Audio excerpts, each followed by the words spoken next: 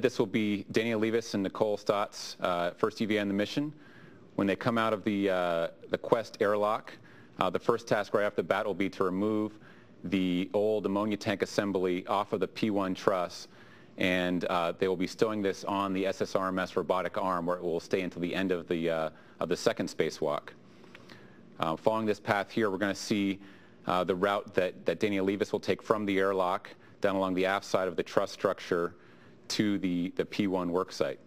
Nicole Stott will come outside and get her space legs underneath her and translate underneath the Node 1 module and meet Danny out at this worksite.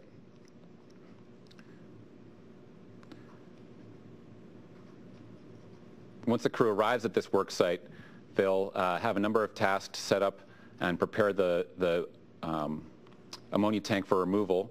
They have a number of tools which they will pre-position on the truss structure. Danny Olivas will be at the top of the truss, shown there. Nicole Stott will be on the bottom of the truss structure. Danny will stage a bag with the tools that he's going to be using for this task.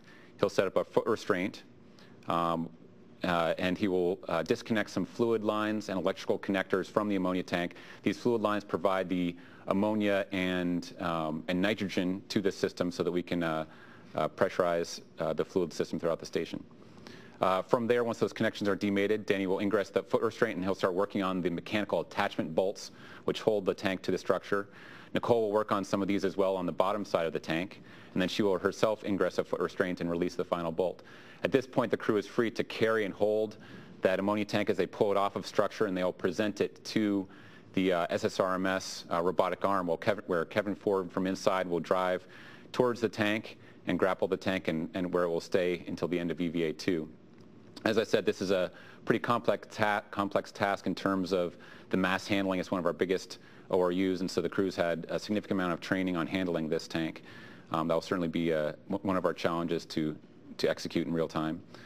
Once the tank is removed and grappled by the arm, the crew's going to clean up the work site, and then they will head down, translating along the outside of the pressurized modules to the starboard side of the Columbus module. Nicole Stott will meet the robotic arm there.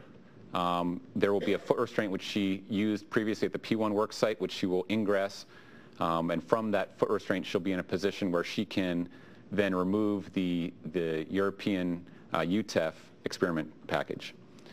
Danny Olivas will be free-floating this task. He'll be taking some photographs of the experiments to get a baseline indication of what their status is on orbit before we evaluate them on the ground. When he's finished taking these pictures, he will use his pistol grip tool to turn the single bolt which latches this onto the structure. With that released, Nicole Stott can carry the package in her arms while she rides the arm down to the payload bay where it will be stowed for landing.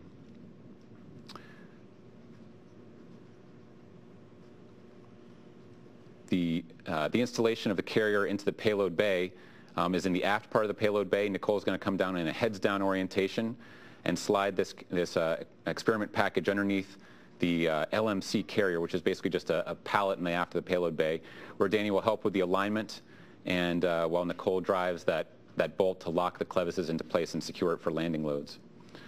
With that complete, that finishes up the UTEF task. Nicole is going to egress the foot restraint in the SSRMS, and she'll prepare the arm for its overnight stowage configuration by reconfiguring some of the foot restraints that she uses. Then both crew members will then translate from there back out to the starboard end of the Columbus module, where they will work on the MISSI experiments retrieval. As I said, these experiments were launched on the STS-128 mission. During that mission, we had a bit of a challenge in that some of the pins which secure these experiment packages to structure were missized for the hole, and so the crew had to actually hammer them in to get them to be fully engaged.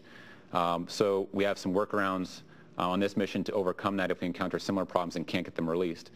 Danny will release the first experiment carrier and hand that off to Nicole. Nicole will translate it down to the payload bay and stow it on a sidewall carrier on the port forward side of the payload bay, while Danny then works on the treble MISSI PEC.